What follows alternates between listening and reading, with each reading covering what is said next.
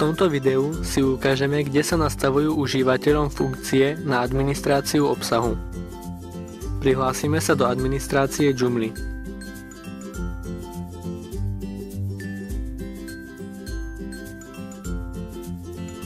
Vľavo klikneme na správca používateľov.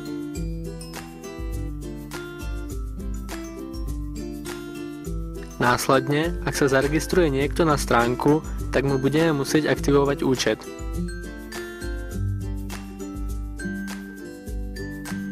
Klikneme na meno používateľa.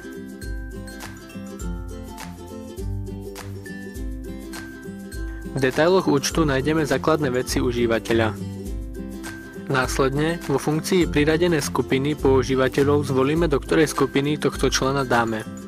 Podrobný popis skupín používateľov nájdeme v priloženom PDF súbore.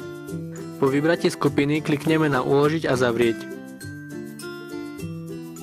Používateľ je teraz priradený do skupiny používateľov a vidíme to na tomto mieste.